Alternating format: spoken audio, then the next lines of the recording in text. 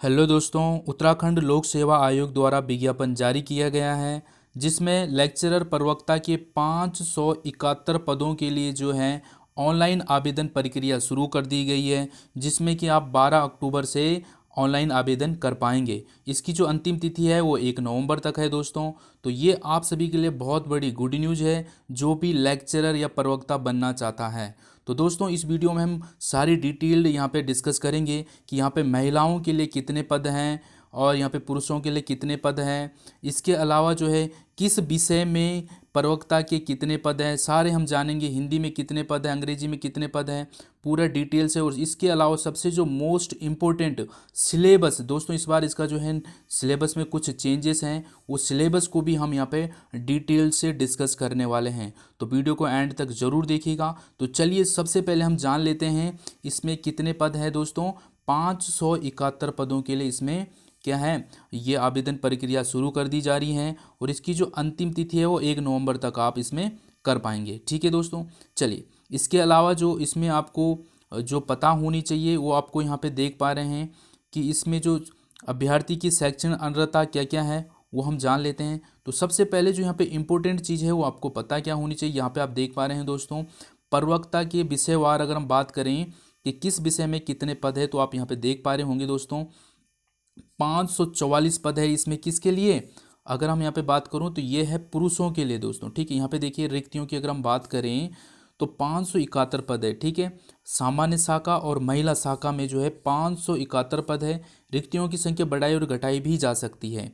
तो यहाँ पे आप देखेंगे जो सामान्य शाखा है इसमें 544 पद है। ठीक है, सामान्य शाखा में कितने पद हैं, 544 पद। अब यहाँ पे आप देख पा रहे हैं जो जो जिस जिस सब्जेक्ट से हैं वो आप अपना अपना देख लें। हिंदी के यहाँ पे कितने 84 पद है भाई। अनुसूचित जाति वालों के लिए 17 पद है, अनुसूचित जनजाति के 4 है। और आप यहाँ पे देख सकते हैं 11, 8 और टोटल कितने अनारक्षित में कितने हैं, 44 पद है। ठीक है, अंग्रेजी के 74 पद है, कुल पद है। रिक्तियों की संख्या संस्कृत में 21 है, भौतिक से जिस जिस सब्जेक्ट का है वो यहाँ पे देख सकते हैं। टोटल 544 पद हैं यहाँ पे रिक्त प्रवक्ता के। ठीक है दोस्तों, इसके अलावा आप यहाँ पे देख सकते हैं, अब महिलाओं की बात करते हैं। यहाँ पे देखिए प्रवक्ता अगर संवर्ग की अगर हम बात करें तो यहाँ पे महिला शाखा में जो है कुल 27 पद हैं। और यहाँ पे आप हिंदी में 4 हैं, अंग्रेजी में 1, भौतिक शास्त्र में, रसायन, गणित, ये आप यहाँ पे देख पा रहे होंगे। ठीक है दोस्तों, तो ये हमने जान लिया है कि सब्जेक्ट वाइज जो है किस किस विषय में कितने पद हैं। क्लियर हो गया। इसके अलावा अगर हम बात करें तो और हमें क्या इसमें पता होना चाहिए, शैक्षणिक जो है अर्हता क्या होनी चाहिए। तो अनिवार्य जो शैक्षणिक योग्यता है वो क्या क्या है, देखो दोस्तों। अगर आप प्रवक्ता बनना चाह रहे हैं किसके, समाजशास्त्र, भूगोल, अर्थशास्त्र, इतिहास, भौतिक, रसायन, गणित और मनोविज्ञान और अंग्रेजी के, तो आपकी शैक्षणिक योग्यता क्या क्या होनी चाहिए वो यहाँ पे आप देख सकते हैं। भारत में जो है विधि द्वारा स्थापित किसी भी विश्वविद्यालय से संबंध में स्नाकोत्तर यानी कि आपका जो है MA होना चाहिए दोस्तों। ठीक है, यहाँ पे पूछा है। इसके अलावा जो राजकीय सरकार द्वारा मान्यता प्राप्त प्रशिक्षण संस्थान से, महाविद्यालय से LT डिप्लोमा, ये भारत सरकार द्वारा जो स्थापित किसी विश्वविद्यालय से शिक्षा शास्त्र में स्नातक एवं जो है B.Ed होना चाहिए। ठीक है, तो ये आप शैक्षणिक योग्यता आप सभी को पता होगा। आप अगर इसका दे रहे हैं हिंदी से अगर आप कर रहे हैं तो आपको ये यहाँ पे देख रहे हैं। ठीक है, स्नातकोत्तर आपकी उपाधि होनी चाहिए हिंदी में। ठीक है, इस तरीके से आप अपना देख लें जो जो शैक्षणिक योग्य आपकी होनी चाहिए। ठीक है दोस्तों, इसके अलावा जो है यहाँ पे देख सकते हैं आप, काफ़ी अच्छी जॉब है प्रवक्ता, तो आप सभी को पता ही होगा। इसमें अगर आयु की अगर हम बात करें तो आयु में आप देख सकते हैं उत्तराखंड विशेष अधीनस्थ शिक्षा प्रवक्ता संवर्ग की अगर बात करें महिलाओं की आयु की गणना जो है 1 जुलाई 2020 से होगी। अभ्यर्थियों की आयु की गणना जो तिथि 21 वर्ष की आयु अवश्य पूरी होनी चाहिए। जो न्यूनतम आयु है दोस्तों यहाँ पे 21 और जो मैक्सिमम आपकी 42 वर्ष तक आयु होनी चाहिए। ठीक है, 42 से ज़्यादा नहीं होनी चाहिए यहाँ पे कहा गया है। ठीक है, उच्चतम आयु सीमा में छूट जो होती है दोस्तों वो आप सभी को पता होगा। ठीक है, चलिए इसके अलावा आपको अगर कुछ जानना है तो यही है। अब हम बात करते हैं जो मेन चीज़ है वो है सिलेबस। ठीक है, अब सिलेबस के बारे में जान लेते हैं, इतनी चीज़ें आपको क्लियर होगी।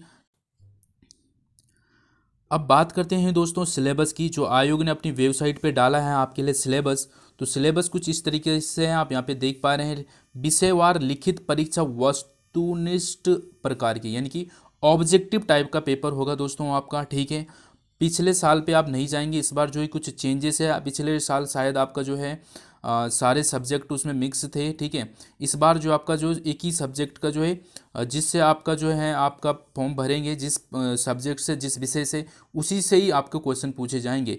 तो यहाँ पे आप देखेंगे ध्यान से, प्रवक्ता पद हेतु आवेदित विषय की लिखित परीक्षा होगी, ठीक है। उक्त प्रश्न पत्र जो है वस्तुनिष्ठ एवं बहुविकल्पीय होंगे, यानी कि ऑब्जेक्टिव टाइप का पेपर आपका होने वाला है, ठीक है। 200 प्रश्न आपके पास पूछे जाएंगे, 200 अंक का ही होगा, ठीक है। 200 नंबर का होगा और 200 ही क्वेश्चन पूछे जाएंगे, जो कि समय अवधि है आपके पास सिर्फ और सिर्फ 3 घंटे, ठीक है दोस्तों। 3 घंटे का समय है आपके पास, 3 घंटे में आपने जो है 200 प्रश्न करने हैं, ठीक हो गया, क्लियर है आपको। अब आप यहाँ देखिए, सबसे जो इंपॉर्टेंट चीज़ है वो है यहाँ पे नेगेटिव मार्किंग है या नहीं है। तो दोस्तों लिखित परीक्षा हेतु मूल्यांकन हेतु ऋणात्मक पद्धति प्रयुक्त की जाएगी, यानी कि इसमें नेगेटिव मार्किंग है, आपको तुक्के नहीं लगाने हैं, समझ रहे हो आप। तो आर्थिक धारिक शैक्षण आर्यता में अनुसार लिखित परीक्षा हेतु विषय में विषय, तो क्लियर हो गया ना आपको। इतना क्या समझ आया कि आपका जो है ये पेपर है 200 नंबर का होगा और 200 ही क्वेश्चन पूछे जाएंगे, ठीक है। और ये पेपर 3 घंटे का होने वाला है, ठीक है। यानी कि आप लगा सकते हैं दोस्तों कि 6 या 18 यानी कि 180 मिनट में आपको 200 क्वेश्चन करने हैं, समझ रहे हो। यानी कि हर एक क्वेश्चन को करने के लिए आपको 1 मिनट का भी कम समय मिल रहा है, ठीक है। तो ये चीज़ आप जान सकते हैं अच्छे से। अब बात करते हैं लिखित परीक्षा जो है विषय सूची, जिस जिस सब्जेक्ट से आप यहाँ पे आवेदन कर रहे हैं, ठीक है, जिस सब्जेक्ट से आप कर रहे हैं, मान लो हिंदी से आप कर रहे हैं, तो हिंदी के लिए जो ये सिलेबस है यहाँ पे, इसको जो है रट लो, अच्छे से पढ़ लो, इसी का गहन विश्लेषण करना है अपना, आपका सिलेक्शन आराम से हो जाएगा, ठीक है। यही है दोस्तों मेन जो बोल सकते हैं आप कि यही है हमारे पास जो है ब्रह्मास्त्र आप बोल सकते हैं, वो हमारे पास एक ही वो है सिलेबस होता है हमेशा। तो इस सिलेबस के एक एक वर्ड को आपको गहन विश्लेषण होना चाहिए।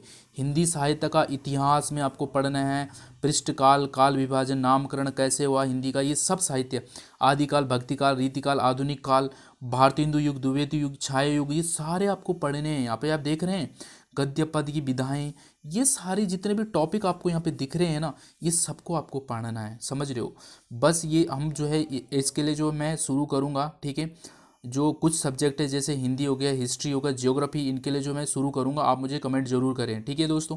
चलिए, तो ये आप देख रहे हैं हिंदी में क्या क्या चीज़ें हैं, ठीक है। ये सारी चीज़ आपको इंग्लिश की अगर हम बात करें तो इंग्लिश में आप यहाँ पे देख सकते हैं इंग्लिश का क्या है, यूनिट फर्स्ट में पोएट्री आ रही है, यहाँ पे ऐसे है, नोवेल है, तो ये सब आपको इनको पढ़ना है ध्यान से। विलियम वर्ड्सवर्थ के, जॉन केट्स के हैं, ठीक है। तो ये सब आपको पता होने चाहिए, इनको अपने पढ़ना है। अब बात करते हैं एक और, देखो यहाँ पे नए सब्जेक्ट, संस्कृत वालों को क्या करना है, संस्कृत का सिलेबस सही है, वैदिक साहित्य का इतिहास पढ़ना है, ये सब पढ़ने हैं, ठीक है। इसको डाउनलोड कर लें, क्या करना है, डाउनलोड करना है, कहाँ से, आयोग की वेबसाइट से। और इसको जो है अच्छे से जो है सारे सिलेबस को, जिस सब्जेक्ट से आप आवेदन करोगे, अपना जो है सिलेबस को अपने सामने चिपका दीजिए अपने वॉल पे, और इस सिलेबस के एक एक वर्ड को आपको समझ आना चाहिए, एक एक वर्ड का नॉलेज आपको होना चाहिए। देखते हैं आपके 200 में से कैसे आपका सिलेक्शन नहीं होता है, ठीक है। जो भी आपके 200 मार्क्स में आप अच्छे मार्क्स लाने के लिए आपको सिलेबस को अच्छे से विश्लेषण करना होगा दोस्तों, ठीक है। तो इस वीडियो में इतना ही रखते हैं, ठीक है। आशा करता हूँ आपको सारी जो जानकारी है इस आवेदन से रिलेटेड, वो सारी जानकारी आपको मिल गई होगी। कुछ भी जानकारी अगर रह जाती है तो आप मुझे कमेंट करके पूछ सकते हैं, आपको इसकी जो है पूरी जानकारी मिल जाएगी, ठीक है दोस्तों। और इसके अलावा जो है आप उत्तराखंड जीके की अगर कोई तैयारी कर रहे हैं, आपके दोस्त, आपके भाई बहन, रिलेटिव, संबंधी, तो वहाँ पे आप जा सकते हैं, हमारे यूट्यूब चैनल में जाइए, वहाँ पे आपको बहुत सारे लेक्चर मिलेंगे उत्तराखंड जीके की। यूके SSS का हमारा जो यहाँ पे जो है कोर्स चल रहा है बिल्कुल फ्री में दोस्तों, जिसमें हमारे अभी तक 15 से 16 लेक्चर हो चुके हैं उत्तराखंड जीके की, बहुत डिटेल में हम पढ़ रहे हैं। हिंदी भी आप देख सकते हैं, हिंदी भी हमारे यहाँ पे लगभग 23 से 24 लेक्चर हो चुके हैं। तो बिल्कुल आप शेयर करें हमारे इस वीडियो को, ठीक है। Thanks for watching and thank you.